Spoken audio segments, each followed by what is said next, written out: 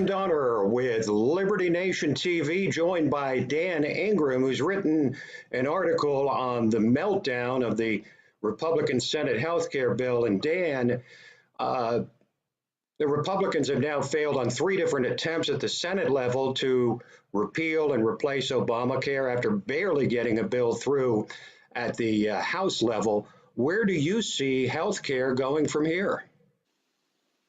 Hey, Tim. Yeah, they have had quite a bit of trouble getting it through the Senate. I think the most likely thing that we're going to see at this point is really for nothing to happen for a little while. Whether or not the repeal vote actually goes to the floor remains to be seen. My money is on yes, we will see a repeal vote, but I wouldn't be surprised if McConnell pulls it. But I don't think it will pass, even if it goes to the floor. So what I think will happen is just probably about 6 to 12 months of nothing, of Obamacare imploding. And then I think that they will put together a very small, narrow bipartisan bill to kind of slap a Band-Aid on it. Well, I think that Republicans understandably feel betrayed because for 7 years, Republicans promised to repeal and replace Obamacare the moment that they had the power to do so. Now they have the power.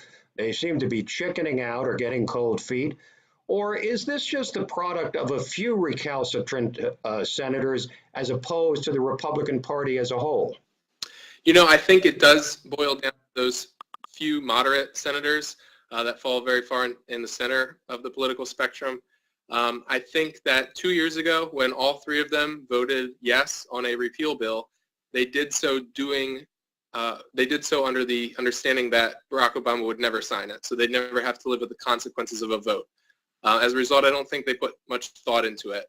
Whether that constitutes a betrayal or not, I think will be up to the voters to decide. I wouldn't be surprised to see some primary challenges for Senator Murkowski, Senator Collins, and the senator from West Virginia. But I do think that it's a betrayal for sure of their earlier vote. I wouldn't cast a vote if I didn't think it out well.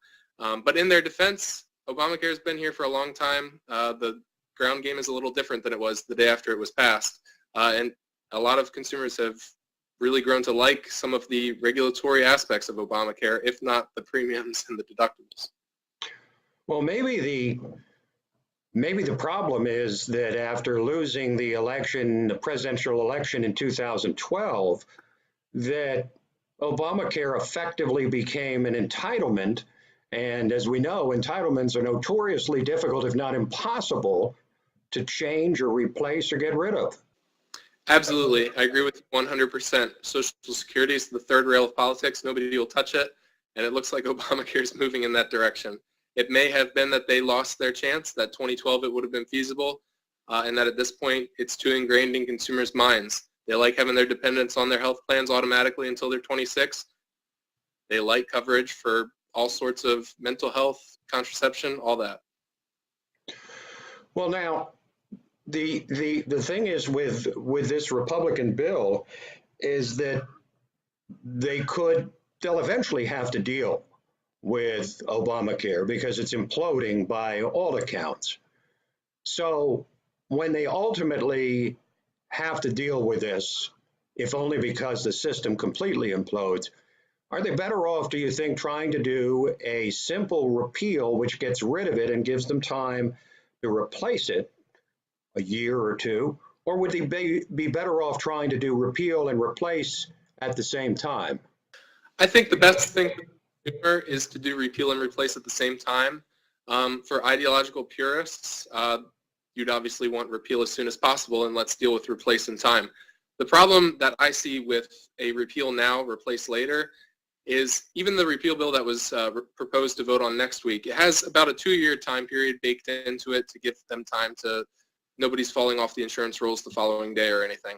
But as we've seen in the past, even when they've pushed out the debt ceiling out a year, 2 years, it always seems to come down to the wire for raising it again. So I really think that this would just be another example of kicking the can down the road if they try and do repeal now, replace later. Well, politics is indeed brinksmanship, and this is certainly, this whole debacle with repealing and replacing Obamacare is a perfect example of it. All right, thank you, Dan, and reminder that you can read more of Dan's stuff. Everything regarding business that you need to know, Dan will cover on Liberty Nation. I'm Tim Donner, and this is LNTV.